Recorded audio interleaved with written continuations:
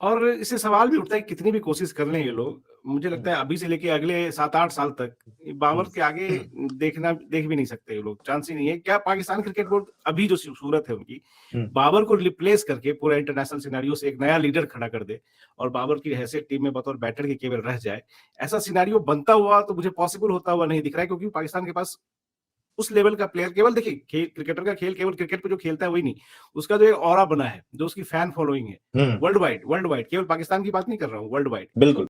सामने क्रम Pakistani cricket team के सुपरस्टार बल्लेबाज और तीनों फॉर्मेट्स में कैप्टन जिन्हें अफगानिस्तान के खिलाफ इस सीरीज में रेस्ट दिया जा रहा है, उनके न सिर्फ पाकिस्तान बल्कि भारत समेत दुनिया भर में लाखों की तादाद में चाहने वाले मौजूद हैं। बाबर आजम की कवर ड्राइव के तो अलग ही फैन चल रहे हैं। दुनिया के जितने भी बड़े बड़े क्रिकेटर्स, लेजेंड क्रिकेटर्स रहे हैं, वो सारे बाबर आजम की कवर ड्राइव के फैन हैं। अब जब ये डिबेट चल उठी है कि हो सकता है कि T20 और ODI फॉर्मेट में से बाबर आजम से मुस्तकिल कप्तानी वापस ली जाए, तो इससे बाबर आजम के फैंस जो कि पाकिस्तान या फिर भारत में मौजूद हैं, उनमें काफी गमो गुस्सा पाया जाता है। सवाल उठाए जा रहे हैं, पाकिस्तान में कई लोग ऐसे हैं जो हर वक्त अपने क्रिटिसिज्म की वजह से या फिर बाबर आजम पर बात करने की वजह से, हाईलाइट होने की वजह से बाबर पर बेपनाह तनकीद करते नजर आते हैं। शोएब जट को आप ले लीजिए, उसकी ट्वीट्स आप पढ़ें तो आपको हैरत होती है कि ये किस तरह का स्पोर्ट्स जर्नलिस्ट है और ARY जैसे बड़े चैनल पर इसे बिठाया किसने है। लेकिन ऐसे कई लोग मौजूद हैं जो ना सिर्फ पाकिस्तान में बल्कि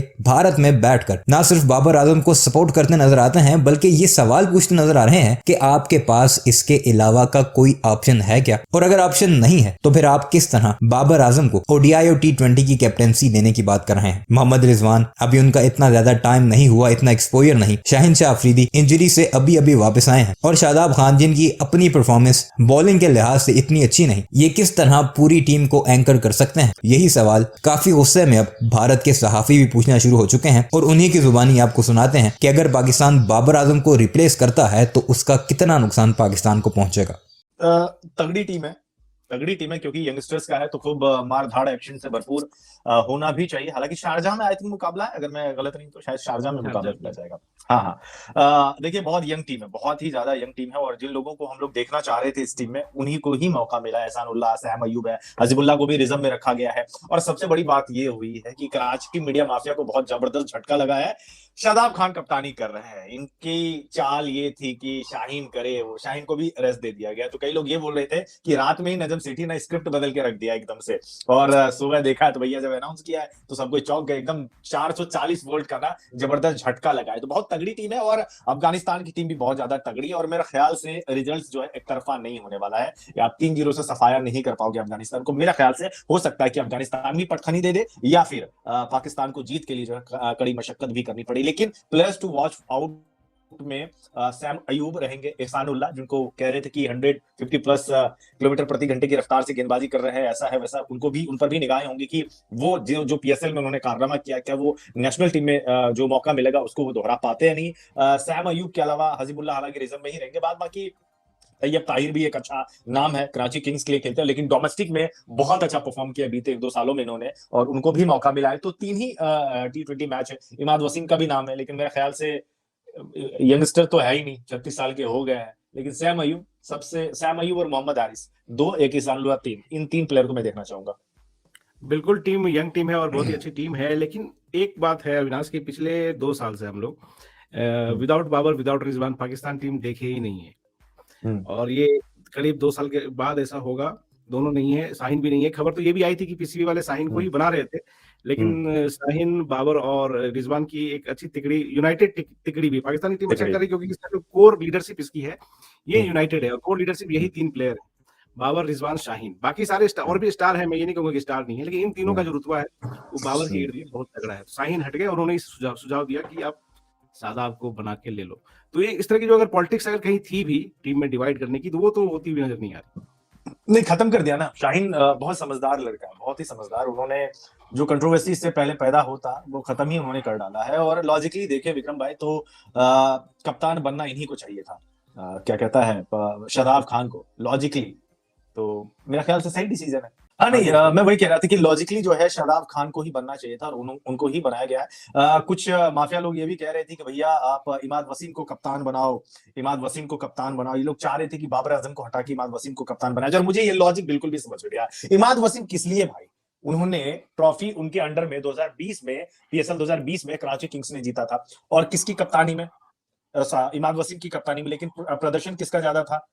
बाबर आजम का। 473 रन बनाए थे, आपके क्वालिफायर मुकाबले में भी रन बनाए थे, फाइनल मुकाबले में भी मैच विनिंग पारी इन्होंने खेली हुई थी। तो आप पूरी तरह से Babar Azam as a captain को एक एजेंडे के तहत आप हटा देना चाहते हैं। किसी एरे गेरो को भी आप बोल रहे हैं कि इनको कप्तान बना दो। अभी कुछ अरसे पहले, कुछ महीने पहले बोल रहे थे कि भाई शान मसूद डिजर्व्स कैप्टनसी और उनको कप्तान बनाना चाहिए। अब एजेंडा आ गया था इन पे कि शाहीन को बनाना चाहिए, इमाद वसीम को भी बनाना चाहिए। मतलब बाबर आजम को छोड़ के ये लोग का बस चले तो ये लोग चाहेंगे कि हसनैन को भी कप्तानी मिल जाए, अब्बास अफरीदी को भी मिल जाए, लेकिन बाबर आजम को कप्तानी ना मिले। तो पूरा एजेंडा था, और इस एजेंडे पे जो कहते हैं पानी फेर दिया नजम सेठी ने बहुत अच्छे तरीके से। स्क्रिप्ट उन्होंने पूरी तरह से बदल दी और कलेजा सबका ठंडा भी हो गया फिलहाल तो।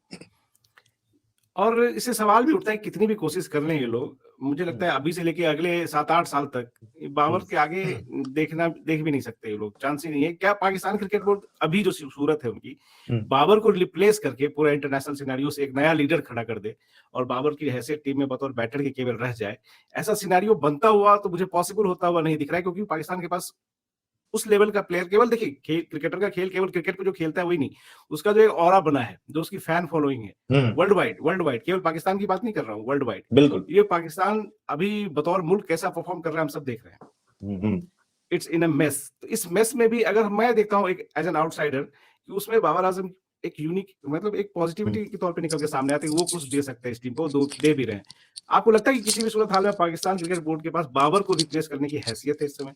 नहीं, है, क्रेज तो है ही बहुत ज्यादा। और ऑस्ट्रेलिया में, अगर ऑस्ट्रेलिया की सड़कों पे बड़े बड़े होर्डिंग्स में अगर आपका चेहरा लगता है, तस्वीर लगती है, तो जाहिर तौर पे ये बताता है कि बाबर आजम कितने बड़े ब्रांड है। जो ब्रांड को लेकर बराबर बात होती रहती है ना विक्रम भाई, कि ब्रांड नहीं है, सच्ची मायनों में भी पाकिस्तान का दो ही चेहरा है, जो पाकिस्तान का सच में वर्ल्ड क्रिकेट में चेहरा बना हुआ है। हम लोग इंडियन है, फिर भी बता रहे हैं, हम लोग जो दिखता है बाहर से हम लोग वो बता रहे हैं लोगों को कि दो ही, एक शाहीन है और एक जो है आपका बाबर आजम है। क्योंकि जाहिर तौर पे इंडिया और पाकिस्तान का मैच होगा, अभी मैच होगा, तो हम लोग क्या कहेंगे? हम लोग ये थोड़ी बोलेंगे कि बाबर आजम टिके रह जाओ तुम। दिल से बताइए, कोई इंडियन चाहेगा? नहीं, पहले बॉल पे आउट हो भाई।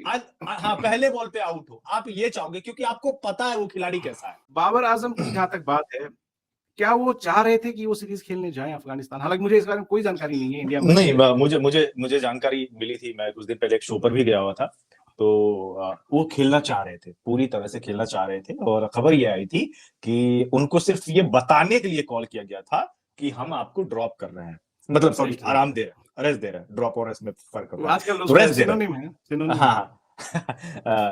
तो जो है ना, तो इस पे बाबर आजम का कोई रिएक्शन नहीं था, उन्होंने फोन काट दिया था गुस्से में आके। तो फिर ये बात आगे बाहर निकली और बोला कि बाबर आजम या फिर रिजवान, इसके बाद प्रेस कॉन्फ्रेंस में भी पूछा गया था, बोला था भाई हमें तो नहीं पता है कि हमें आराम दिया जा रहा है। शादाब खान ने भी बोला, मोहम्मद रिजवान, सबके आए थे और सारे सीनियर खिलाड़ी जो है वो खेलना चाह रहे थे। बाद में नजम सेठी या फिर चीफ सेलेक्टर वगैरह ने बात की होगी 1-to-1 और सबको लिया होगा, और फिर अच्छे तरीके से जो है कम्युनिकेशन हुआ है, तो जाके जो है उन्होंने हामी भरी है। ठीक है, आप यंगस्टर्स को मौका दे सकते हैं, कोई दिक्कत नहीं है इसमें। तो इनकी तरफ से हरी झंडी हो गई थी, लेकिन माहौल इस तरीके से बना दिया गया था ना कि कप्तानी छीन ली जा रही है, T20 से बिठा दिया जा रहा है, माफिया लोग हैं वहां पे एजेंडा, तो उनको एक मिल गया था बस।